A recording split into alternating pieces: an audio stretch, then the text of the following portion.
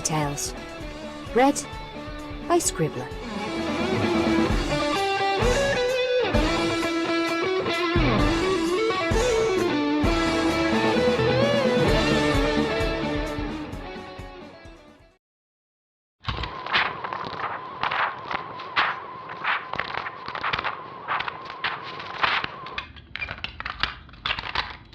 Recording number 1. Golden Oak Library's Second Summer Moon. This is Twilight Sparkle's recording of an interview with Ponyville's new citizen, Midnight Wind. Hello! Greetings. It is a pleasure. Thank you so much for agreeing to have this interview. It is fascinating to be able to talk with a bat pony. First, I would want you to call me just Twilight. I don't want to make the whole thing sound official, you know? Very well, Twilight. It is an honor for me. How should I refer to you, Midnight Wind? Just Midnight shall be fine. Wonderful. Let us start then. This interview's purpose is to talk about your species, its origins, culture, land you come from. As I found out, there are but scarce amounts of confirmed information about bat ponies in equestrian books. Do you know what might be the reason for that, Midnight? I believe I do. And, as agreed before, I am willing to grant more insight on our kind, for the sake of dealing with misconceptions about our species. Yes! Over the years, many tales and stories concerning bat ponies were conceived, but this talk gives us the chance of learning the truth finally.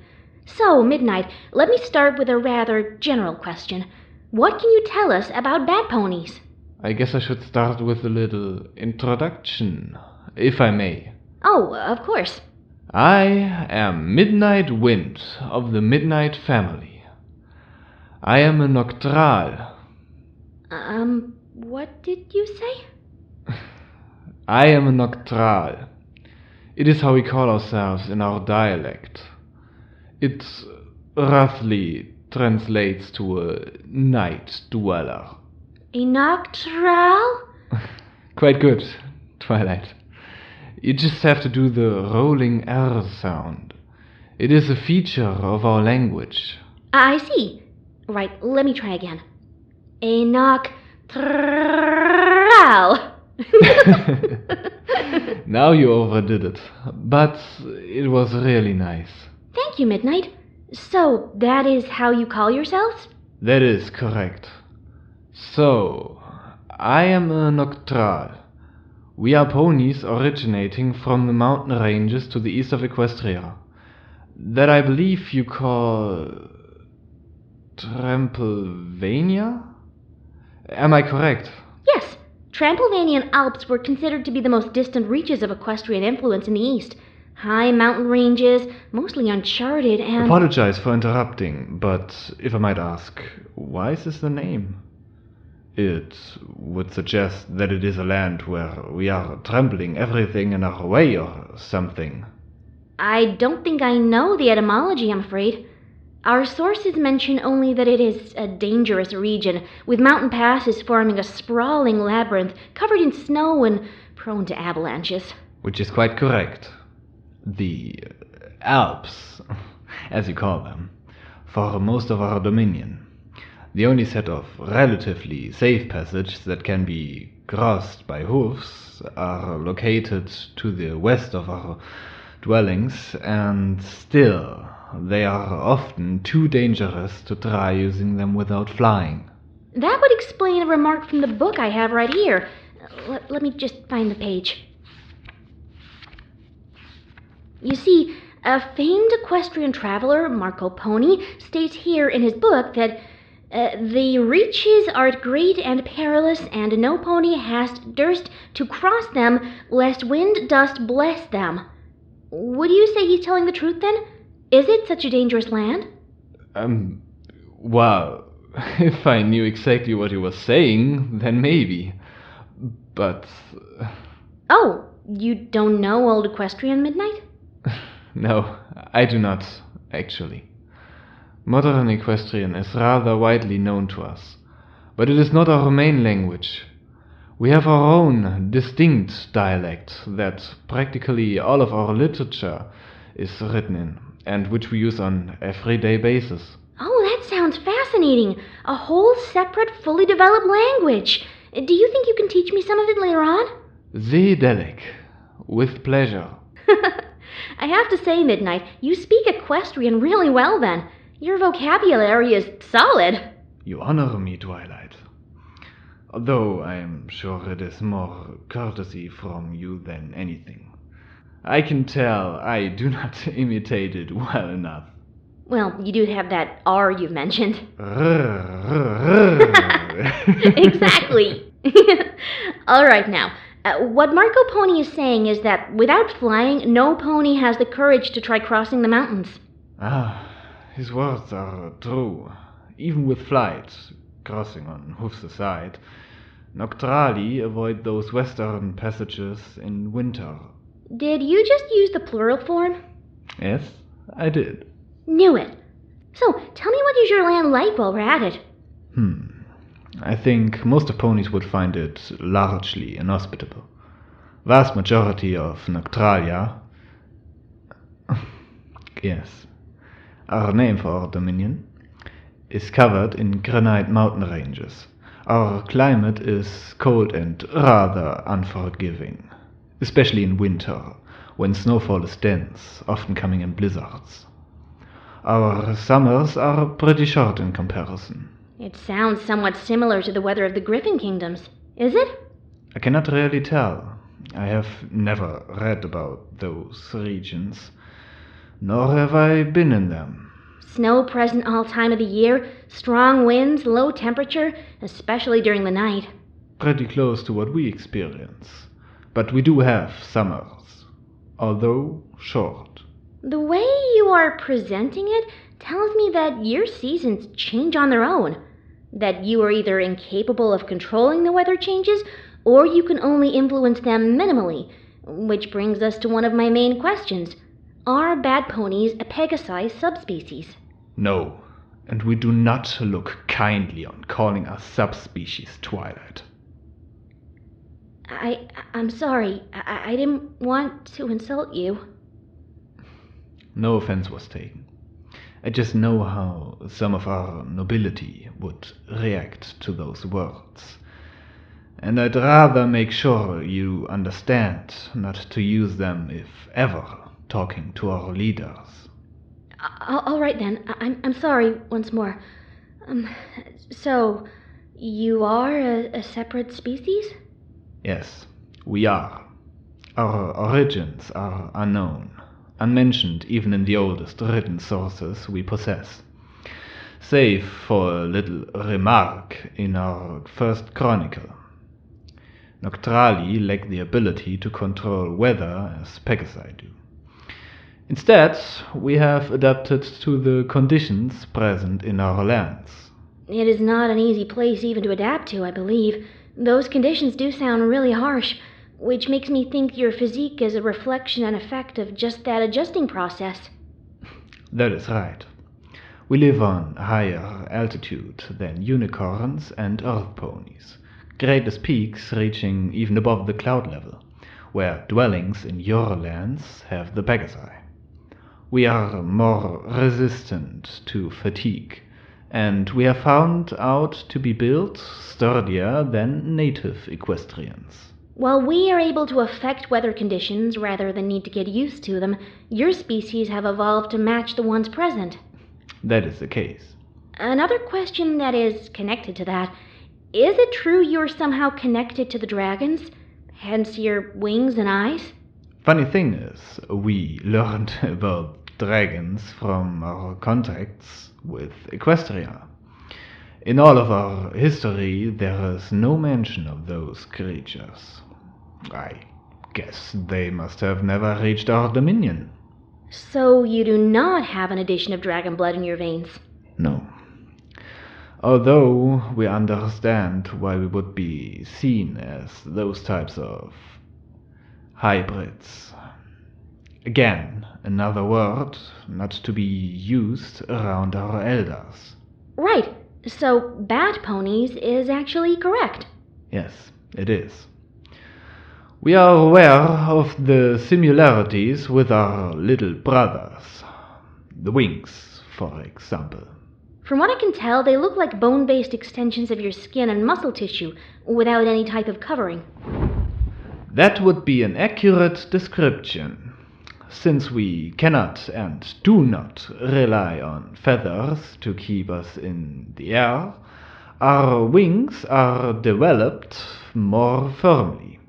We fly with swiftness and fight effectively against strong gales of mountain wind. So you say you might be faster than the Pegasi? In theory, since we only have some sources treating about comparisons. But they claim that we are able to fly faster, longer, and with more precision than your feathered brethren.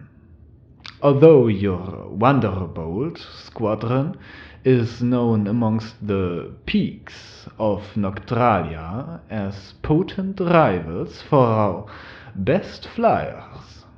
Not to mention the fame of Rainbow Dash, the loyal. You know of Rainbow Dash? Yes, we do. And a couple of our elders are quite amazed by the fact that she leaves a rainbow trail behind her when she flies. I think I can believe that. Now, about your eyes. Ah, yes, I do understand that those might be an unsettling feature. Since we are a night-dwelling species, we need a way of existing with limited light. While our dear bats developed their ears, we, Noctrali, have eyesight. How does this work exactly?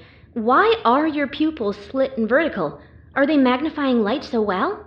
I am not a specialist in anatomy, but I have basic knowledge of how this works, and your assumption is correct. Our eyes are able to focus light from even the faintest of sources, thanks to how our pupils are built and shaped. This allows us to be able to see completely clear during the night, mostly thanks to the stars and the immaculate moon. Yet, even in nearly complete darkness, we can spot anything within a few hoof steps before us. Is this adaptation also causing your irises to be of specific color, or is that taking it too far? Well, most of us do possess yellow eyes, stretching from close to white to deep amber. Although viridian, crimson and sapphire ones are present, though scarcely. They have a tendency of reflecting light faintly, so they sometimes look more shiny than eyes normally are. And your coats? I presume they are mostly gray with the addition of, gray? How did you guess? Well, in seriousness, they are diverging from nearly black to white, with blue, brown or purple accents. So it is not as depressing as you have made it sound. But back to the eyesight. What about direct sunlight? Or a brighter light source? Are they upsetting your eyes? Yes. Here lies the main problem with our sight. Our light-focusing eyes are also able to magnify light of artificial sources, or the judging sun. This can go so far as to even completely blind us for a couple of days, if we are not careful enough. We can dwell under the judging sun, but we see as if everything was like when you enter from a dark room into a well-lit one, just constantly. Eyes do not adapt. How harmful can prolonged exposure be?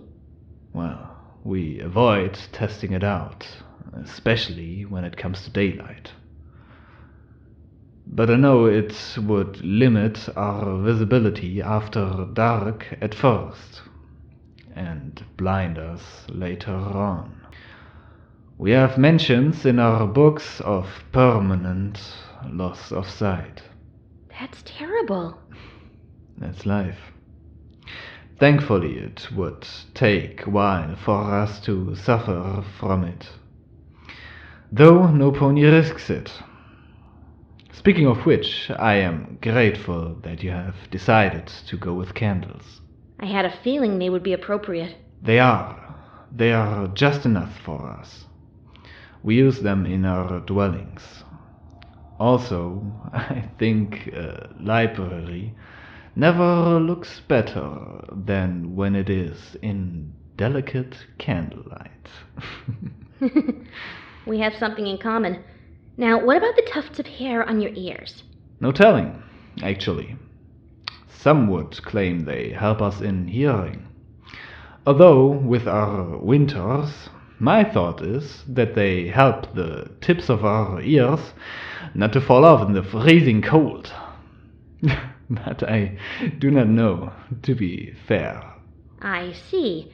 And I think I finally need to ask about the last feature. Although, maybe first I shall present a question. Are you hungry? I was expecting this question from the very start. The fangs, right? Uh-huh.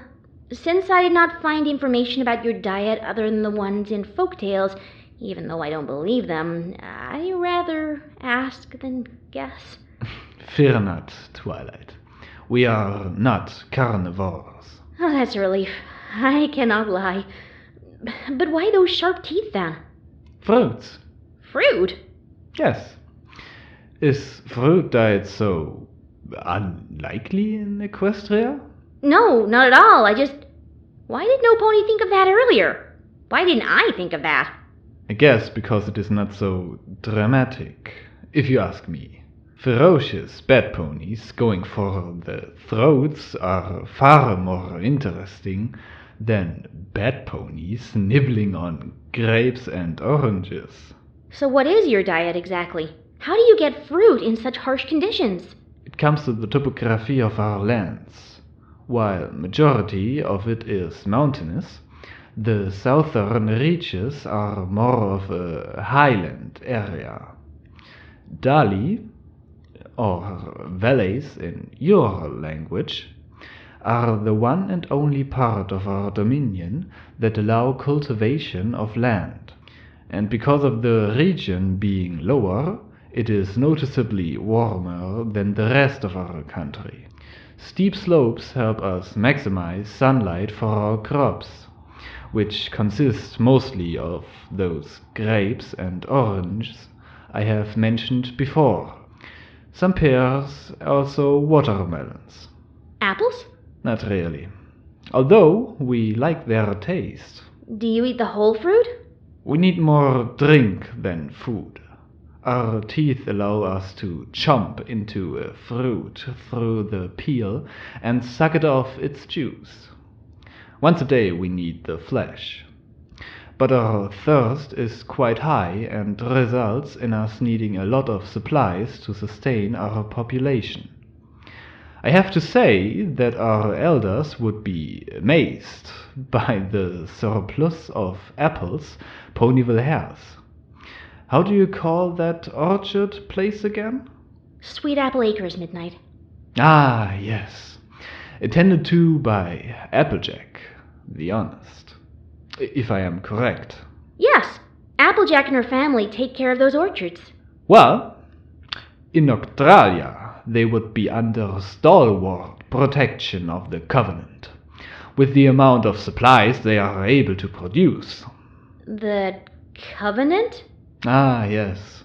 Explaining that would possibly force us to talk about organization of our lands. All right, that would be good. But first, I propose we take a little break. Very well. But I have a question for you to answer during it. Ask away, Midnight. Is Pinkie Pie, the laughing, always so random?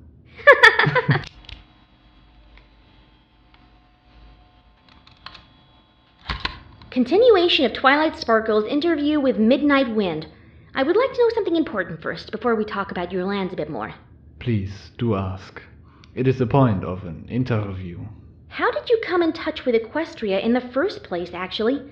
And why we know so little about you, aside from some stories and tales? I could not find any information that would be considered legit. Only the mention of there being a night guard 1,000 years ago. And then nothing. Blank. Zero. And now suddenly, you're here. Night guard restored like nothing happened. I think you can answer this yourself, Twilight, if you give it a thought. I will aid you, naturally. All right. I can try, I guess. I had a thought, actually. You are a night-dwelling species, so I believe night is important in your culture. Maybe influencing your architecture, maybe laws, maybe even beliefs and morals. Of course, I am just making assumptions. You are doing well. Thanks. As such, basing it on your usage of wording like judging sun and immaculate moon, and you closing your eyes and bowing your head every time those words occur, I do believe it has something to do with Princess Luna when it comes to you being present in Equestria, and that it has ties with Nightmare Moon. Nescasa lunae, impura morose, the immaculate moon, and the corrupting darkness. Yes, your mind is a wonderful one. Thank you, you're very kind. But that still does not answer all of my questions. Can you tell me the whole story? Most certainly, at least as far as I myself know of it. Since the beginning of our history, we have been venerating the immaculate moon and the judging sun. That first remark about our species' origin, which I have mentioned before, reads, in translation, "The moon awakened us." Our beliefs are based on the dogma that the immaculate moon is our guardian and protector. She guides our hooves and our wings. She shields us from peril, always watches over us, her children. While the judging sun is a deity just, but unforgiving and scorching.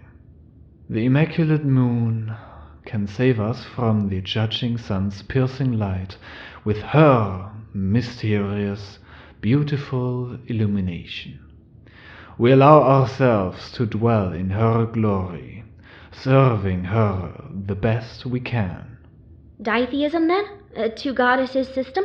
Yes, exactly. I do not know how similar to Equestrian, though. No matter. The thing is, when the first scouts of your kingdom reached Noctralia, we were astonished to learn that the immaculate moon came to find us finally. Finally? What do you mean? Our scriptures mentioned that our goddess shall one day come for her children in flesh. And she did. To you, she is known as Princess Luna. So you have joined Equestria after learning of Princess Luna? Believing that this is a fulfillment of your prophecy? Yes and no. The Covenant, in absolute and immediate consensus, pledged our loyalty to the Immaculate Moon. But we have never agreed on giving our oath of servitude to the judging sun, Princess Celestia. To avoid hostilities with the Immaculate Moon's sister goddess, we have decided to accept the status of Equestrian Protectorate with a far-stretched autonomy. So we have never technically become a part of Equestria. And we still aren't one. Wait, hostilities? Princess Celestia would never do anything hostile toward you. We knew that, to an extent. But our beliefs would never allow us to come to the servitude of the judging sun. But why? When that covenant agreed no pony said anything otherwise. Surely there were differing opinions. You have to remember, Twilight, we are a secluded by geographical conditions species, without the presence of cultural and racial diversity. Unlike Equestria, our religion and beliefs are who we are defining us. They guide us in our service to the Immaculate Moon. There were never any differing opinions. All right, but how did the princesses react to your decision? In accordance to what we believe in, the Immaculate Moon soothed her sister goddess, and the judging sun accepted our choice as the best course of action, although it has never managed to quell completely the mistrust of the other pony species. So you did not become a part of Equestria, but you were serving Princess Luna. Yes, our scholars began exchanging knowledge with yours. Our craftsmen began trading, and our warriors formed the elite regiment serving directly under the Immaculate Moon. The Night Guard. Exactly. Then what happened when Princess Luna became Nightmare Moon? Atorlune. Pardon? In Equestrian, what is the word, the situation when the Immaculate Moon is there but is not suddenly visible? Oh, an eclipse. Yes, that is how we call that time. The eclipse. What happened exactly? I will gladly tell. I just need a moment. I'm thirsty. Oh, all right. I think I have some... No, unnecessary, Twilight. I do have some apples with me. Those apples are really juicy, I have to say. Applejack tends to them with great care, yes. I can tell.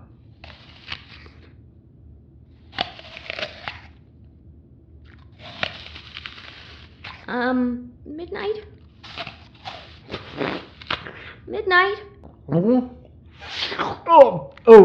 I beg your pardon, Twilight. I really do. As drinking is kind of loud and messy. It is quite all right. I just didn't expect it to be quite that loud and messy. Once more, I ask forgiveness. It's all right. Did it record? I'm pretty sure it did, yes. Well, another fact for the interview. Noctrali are messy when drinking. So, are you comfortable with telling me what happened? Comfortable? You didn't take a break just because you were thirsty. Is it that obvious? Kind of.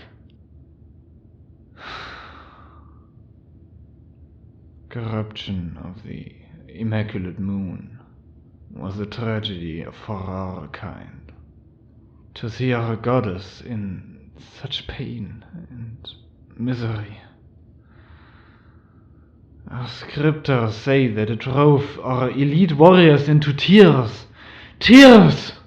The Night Guard crying. We had to fight our own protector. The most grim part of our history to date. May there never be one like that again. What are your sources saying exactly? We have our version of what happened to Princess Luna, but I would love to hear at least a bit from your end. We do not know exactly what caused the Immaculate Moon's corruption. Our scholars claim that it was a force from distant realms. A force so evil it could take over a goddess. Our goddess. She was turned into something cruel, wicked. Impura mercy. Corrupting darkness. Nightmare Moon. Yes. The Night Guard was forced into a confrontation, trying to aid your royal guard and your citizens. When the judging sun banished the darkness, the eclipse reached its apogee. You see, we dwell under the light of the immaculate moon. Through her illuminating presence, but the force corrupting her tainted our most venerated symbol. The mare in the moon, the sign on the lunar surface, is that correct? Yes. For 1,000 years, it filled us with sadness. But that wasn't the worst part of the eclipse. What was it then? You see, it comes to our beliefs concerning afterlife. After a Noctral dies, his spirit goes into the light of the judging sun, where his deeds are all visible, and he is called to account for them. For every single one of them. But the immaculate moon comes and soothes her sister goddess, shows that if he had to commit even a dreadful cruelty, it was because he was trying to do what was best for his kind, for his family, for some pony he loved. And if the immaculate moon decides he served her well, she takes him with her, and he becomes her servant amongst the stars. Our ancestors are with us, looking down upon us every night from the realm of the immaculate moon. That is a beautiful vision. Yes, but with the corrupting darkness shackling our goddess, we never knew if If your dead were protected from the judging sun. Yes. Our diviners couldn't answer that dilemma. We prayed that our departed could withstand the scorching light until our immaculate moon shall be back. And we have waited for 1,000 years. Our scriptures giving us hope. Oh, were there more prophecies of some sort? There were. First, there was our greatest prayer in all of our history. We begged our ancestors that went amongst the stars before the time of the eclipse to gather their strength and to break the shackles of the immaculate moon's prison. Wait, I think I know what you're talking about. The remark in one of our books when I figured out that Nightmare Moon shall come back, on the longest day of the 1,000th year, the stars will aid in her escape. Is that what was said to occur? Precisely. Yet another proof of the divinations granted to us being correct. Through the words of our mystics, we have received the prayer. Givasti adiumai ipeu evas. The stars will aid her escape. It became a calling for salvation and a warning. Warning? Oh, yes, because Princess Luna would still be corrupted. Is that right? Indeed. But we have received another sign, that a force like no other shall free our goddess. And here comes a moment I would like to do what I possibly should have done at the very start. You see, we normally do not speak of our lands or ourselves. But upon you approaching me, I have contacted my family and the Covenant. And so Midnight, what are you doing? I bow before Twilight Sparkle, who commanded that great force and freed our Midnight, goddess. Yes, I must have pressed it after you bowed down. It really wasn't something I was expecting. Sorry if that appeared overdone, but I had the chance to show gratitude of mine and of my kind. You are all considered heroes in the lands of Noctralia. Should you ever think about visiting, you would be treated with highest esteem. I will keep that in mind, Midnight. Thank you. Wow. All right, continuation of Twilight Sparkle's interview with Midnight Wind. Speaking of visiting your land... No, actually, first you need to tell me what happened during the eclipse. We have virtually no mentions of your kind since those enigmatic remarks in the Canterlot Chronicles before Nightmare Moon, and everything past those information is a set of ridiculous legends and folk tales. That is because we withdrew from Equestria. After the eclipse apogee, we had nothing keeping us in your lands. Judging Sun ruled on her own. As I mentioned before, we have never agreed on serving her. More than that, local populace started to believe us to be agents of corrupting darkness. So you just left? Like that? All of you? Yes. After a brief period of unrest in the Covenant, it decided we shall cut practically all ties with your kingdom. Every single of the Noctrali withdrew back to our mountains, and for the last 1,000 years only a couple were sent here, mostly for the sake of gathering information, whether it was political situation, technology, or affairs that might have concerned us. In dire needs, we were coming to gather supplies. No other contact? Ever? Not really. As I have mentioned not once before, our dominion is secluded. If we were to decide to keep our borders closed, we would possibly be able to be fully solitary without any pony coming even close to our dwellings. That would explain the lack of sources about your kind, yes. But another thought came to my mind. May I ask? Of course. Nightmare Moon wanted the night to last forever. Wouldn't that be what Batponies desire, in a way? Ah, that is a very good question. And a logical assumption. But I can explain. You see, we believe that world has its balance. Times of joy and times of tears. Of fighting and of peace. Night and day. Correct! We know that the world needs also the judging sun. We need her.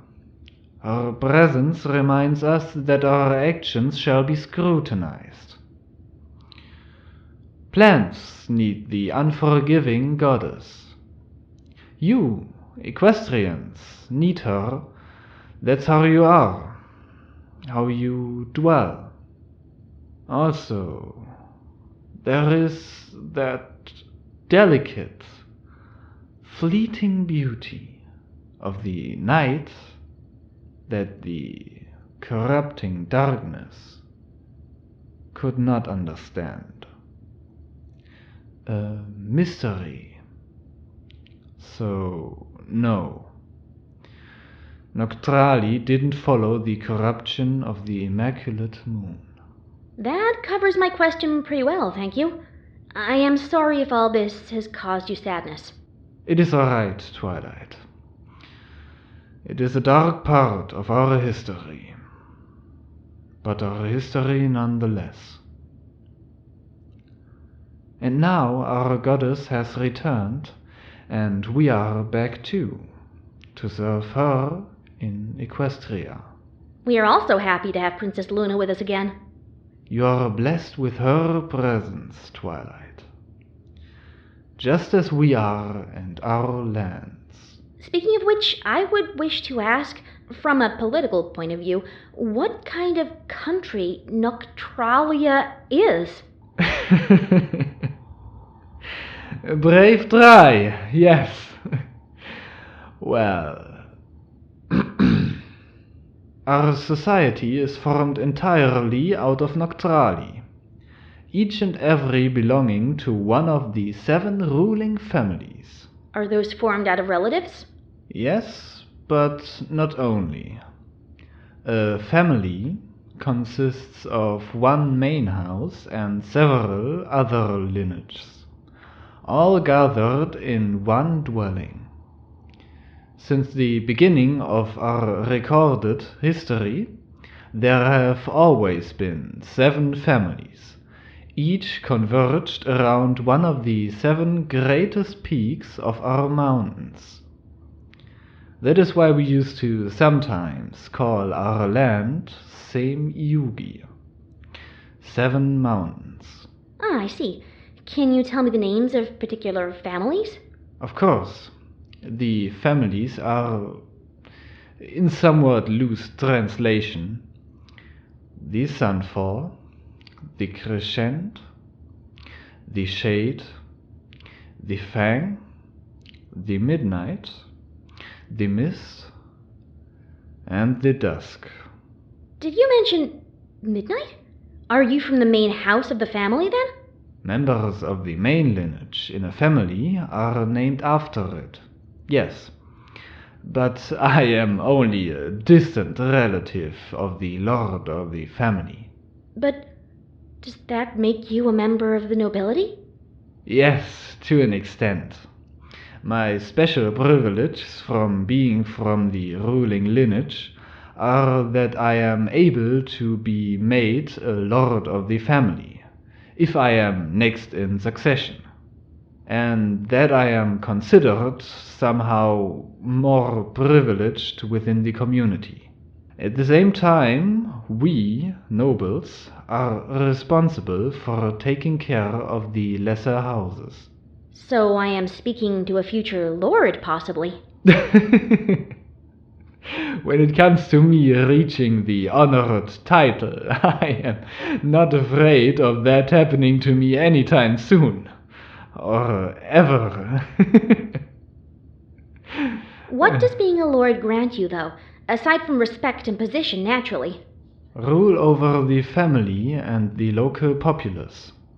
Lords, or haspadri, are governors of their own peaks, keeping order in them and organizing the castes.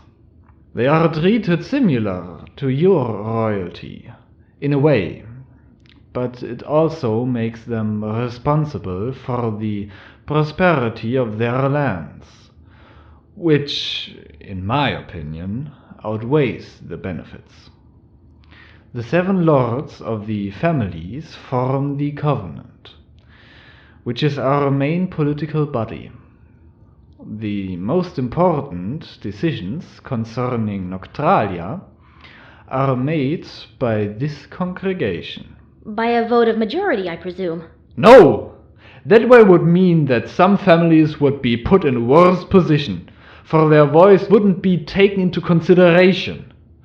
A successful decision requires consensus. But you can rarely have a real agreement, then.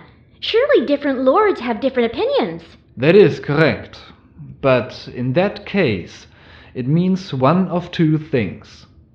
Either the current situation is to remain unchanged, for it leaves us in a state of balance, or if an agreement is not reached in a critical matter, that there is a need for war. War? You have civil struggles? Yes, not often, though. Last conflict between Midnight family and Crescent family happened roughly 75 years ago. But that's still terrible. Open hostilities? They are not viewed as such. Our conflicts are honorable and do not spawn animosities. It is but a way to settle tensions within the Covenant. But by war? That constant possibility keeps us in a state of preparedness, which is beneficial to all of the families. Forces action. Also, only the warrior castes of the families are clashing. How bad do those clashes get? The battles are ferocious, wounds dealt, but no casualties. Our species' feeling of brotherhood runs deep enough to stop us from taking lives. But injuries, wounds, you must be bitter rivals then, different families. No pony holds a real grudge. My grandfather, Midnight Gale, lost his eye in a fight with the Crescent family. But him and the warrior who scarred him, Pale Crescent, were best friends before and after. This sounds... I'm sorry, but it is disturbing, Midnight, and hard to believe. I can understand why you would feel like that, but I do not share your aversion. We are a tough kind, a secluded society, Twilight, with our own way of life, unchanged through generations. Naturally, we do differ amongst ourselves in a lot of aspects. I personally might think that the Fang family warriors are brutish and have but basic understanding of tactics. That Shade family are often biting more than they can suck, and that Lord Sunfall is notably absent-minded. But that does not suddenly make me want to wipe them out in blind rage over past grievances. We have our little conflicts, just like you do. I admit, sometimes those conflicts are more vicious. We just put our integrity as a race and country first. Twilight, please. Sit down. I see. Mentions of Batpony ferocity in the tales are turning out to be true. We are not feeling guilty, being true to who we are. All right. I have another question. You've mentioned castes before.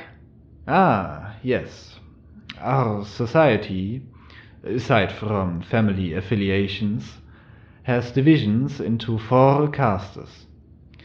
The warriors, the priesthood, the caretakers, and the fruit tenders. Can you explain how it works? Are you born into a group? No. We become part of the group at the moment of achieving our EQD mark. A young Noctral, upon reaching certain age, which would be equal to the start of your elementary school, is assigned to spend time with each of the castes one by one. Then he or she is shown what each group is responsible for and serves in different roles, depending on what he or she believes will be fitting for his abilities. And during those assignments, a EQD mark is earned. I suppose it is like in Equestria, but maybe in a more organized manner. And those who do not find their place in talent? Surely you have cases like that. Extremely rare, though. If a youngling inexplicably cannot find his place, he is assigned to the caste he had performed the best in service of. After a prolonged time of conducting duties, they find their role. Seems a bit harsh for the children being assigned like that. It sounds like forcing them into being useful to the community. Each of the Noctrali needs to be productive to the Dominion. We cannot afford feeding some pony who does not give our kind something in return. Our food supplies are strained as they are. Then again, we find any work to be useful. A warrior is as needed as a scholar, as a priest, a bard, or a miner. You are a warrior. You've told me before. Is that correct? Yes, I am of the warrior caste under Night Guard oath. The entirety of the Night Guard is of that caste, though of different families. Oh, yes, of course. So, castes, you say. Is there a hierarchy to those? No, the only caste being more protected than others are the fruit tenders. Wait, let me guess. They are responsible for supplying your lands, and that is vital for your survival. Correct. Fruit tenders attend to the orchards and farms, gather food for winter months. They are also our healers. They are under special protection of the Covenant. Also, there is the fact that they are often forced to work under the light of the judging sun. So they are respected for their sacrificial commitment to our kind. Their privileges are quite grand. For example, to undertake a crime against a fruit tender is to be severely punished. How severely? Very. And the other castes? Warriors, like me, are our army, militia, administrators.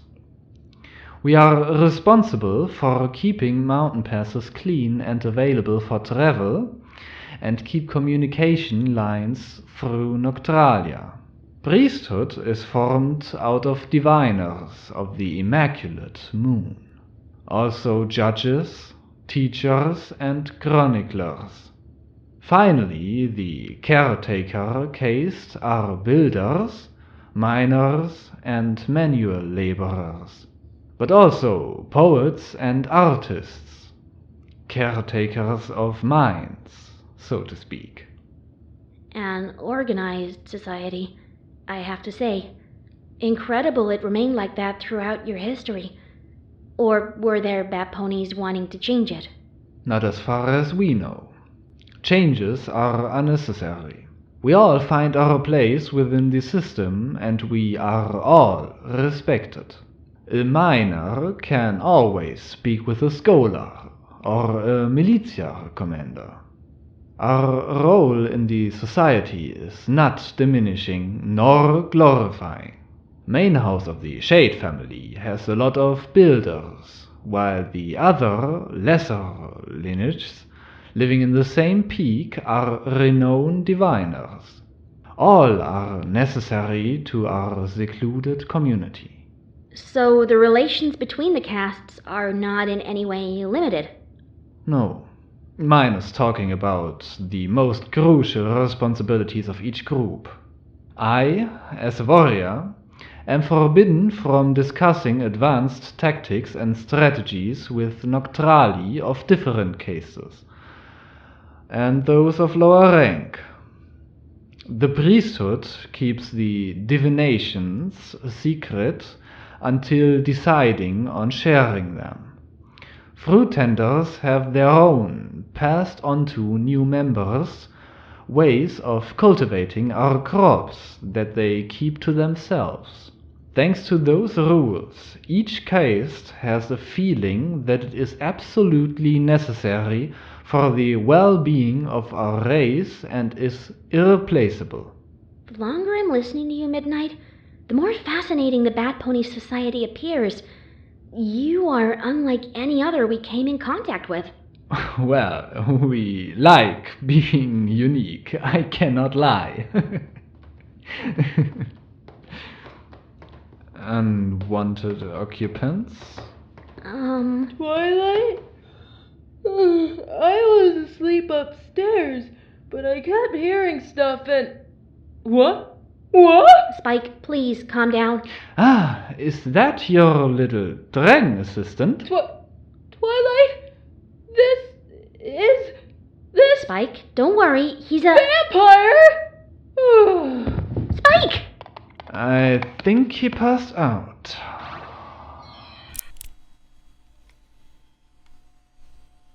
Oh, I can tell my friends I made a dragon faint once. Twice?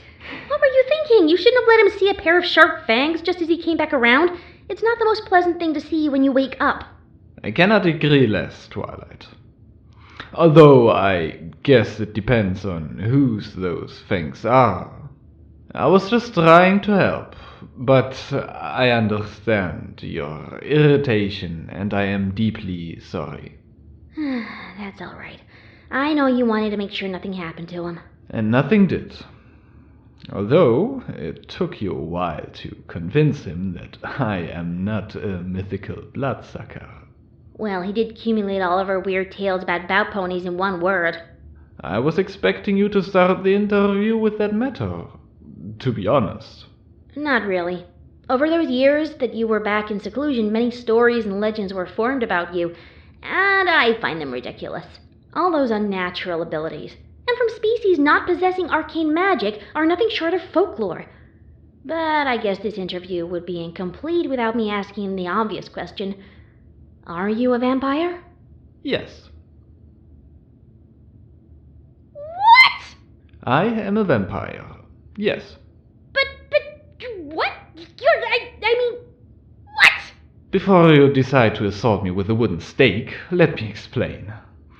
You see, I, myself, have been very intrigued about those tales ever since I came to Equestria as a member of the Night Guard. So I read a bit of your books, and I do believe I know logical explanations for nearly all of those misconceptions. So you say you are a vampire? Yes. Well, we say vampire. It is how we call a member of the warrior caste. Vampire? Close enough. A warrior? Yes. It must have been overheard by your ancestors before the eclipse. And that's how it went into the legends. I must say that is a clear explanation, yes, but... It gets better. Do you know how especially vicious members of these legendary species are called in these tales? Nosferatu, I believe? Yes. And do you know how we say night guard in our dialect? Nosferat.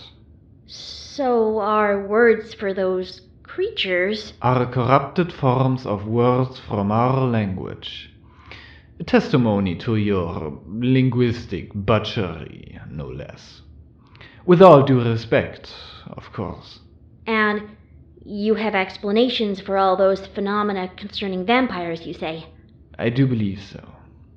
Aside from us being... what is that word? Dead, but not really? Do you mean undead? Yes, that. I cannot explain that. But some of those tales speak about unnatural and inexplicable abilities. I do understand after what you told me your allergy to sunlight and nocturnal behavior, but what about those other things? Like turning into bats? We keep bats as pets. A lot of them are trained too. They are used as message carriers, like some birds in Equestria. I do believe that our ancestors brought our mountain bats with them when they formed the Night Guard, which led to our flying little brothers being often seen with our vampiri. Maybe some pony spotted a bat exiting the barracks and thought it is one of the Noctrali present. Trained bats, then? Yes, when the Immaculate Moon decided to visit your village during your Nightmare Night celebration in her honor, do you recall what her cloak was made of? Those were your bats, of course. That would explain why they were so disciplined. Work of our bat handler, Shadewing. He was so proud to lend his pupils to our goddess for that celebration. He couldn't stop talking about it for the following month. And I do not blame him. So that might be covered. What about turning into mist? You remember that I have told you that our wings are stronger than Pegasi ones? When we land, it usually causes dust or sand to fly up from the ground. I guess our landing spawned that particular myth. Also, the ability to fly without making a sound. Yes, how do you explain that? After dealing with our mountain gales, how quietly do you think we can fly in your stale lowlands air? That makes sense. What about garlic and it repelling you? Can the smell and taste of garlic be repulsive to species living solely on sweet fruit diet? You're so right. Inability to enter houses without being invited inside? Common courtesy amongst Noctrali. Above average strength and speed? Our physic. I think you can spot that. I think I can see a pattern here now. All of those natural features of your species have been multiplied through the years you were absent from Equestria into the vampire myth that we have nowadays. It really is quite simple, come to think of it. Even beast-like ferocity. What about some tales saying you possess claws, aside from hoofs? But that is our traditional weaponry. While you favor spears, we have hoofshoes with 2 sharp blades attached to them, made for slashing and stabbing in an animal fashion. Claw-like, much? I see. Makes a lot of sense. What about being able to take over minds of others? That is a good one. How to properly explain this one? Alright, let us imagine. There is a village on the outskirts of Equestria. Alright. A vampire appears. A Batpony warrior. One of those sent to keep an eye out for what is happening in Equestria. Exactly. He is stronger and quicker than the local stallions. More physically attractive in general. What are you saying? He has exotic looks, an incredible, piercing stare, unique way of speaking. He is charming and mysterious. I think I know where this is going. It is easy for him to have mares wanting all of his attention. Locals, mostly stallions, are furious, suspect magic being involved. You have said it yourself. And we don't even know magic in your studied form. That is an intriguing explanation. I cannot find a particular flaw in it, to be honest. But why destroying you with a wooden stake to the heart? That is quite a specific myth, truth be told. Some pony would get up after being impaled like that. I think it is based on the fact that we do not cease fighting when wounded. We are viciously trained to withstand pain and injury. That might have evolved into the idea of you being resilient to conventional attacks, but that still leaves one more myth, the most important kind, folklore considered. Drinking blood. And here I answer.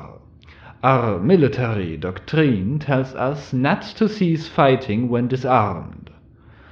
We are encouraged to strike with everything we have in our reach and with the entirety of our body. Kicks, punches, Bites. towards large blood vessels, like the throat ones. It all makes sense. So all of those legends are based on truth, but twisted by the passing of time and a lot of gossip, I presume. Exactly, Twilight. That clears the air a lot, Midnight. I can imagine. I could tell you have gotten worried after my words, and I presume it is always good to know your guest won't try to start feeding on you. And that covers the entirety of the interview I planned. It was an interview with a vampire after all, then. I guess you could say that, Twilight. I hope I was able to give good answers to all of your inquiries. You did, Midnight, and I thank you for this opportunity. It was one of a kind. It is nothing in comparison to what you have managed to do for us, Noctrali. I once more insist that you visit our lands one day, with all of your friends, Twilight Sparkle. It could be an incredible adventure, I think. Noctralia would love to meet its heroes. Thank you, Midnight. So, this was Twilight Sparkle's interview with Midnight Wind, a bat pony. Their kind is a fascinating and unique one, and I am sure I will soon come up with even more questions about its lands and culture. Would you be willing to have another interview in the future, Midnight? Oh, gladly. If only my responsibilities will allow it. Great! That wraps this up then. Conclusion for today. Some bat ponies are actually vampires, but fear not, they do not drink blood one way or the other. No. No, we don't. Did you just hesitate? Did I? Well, I guess I did.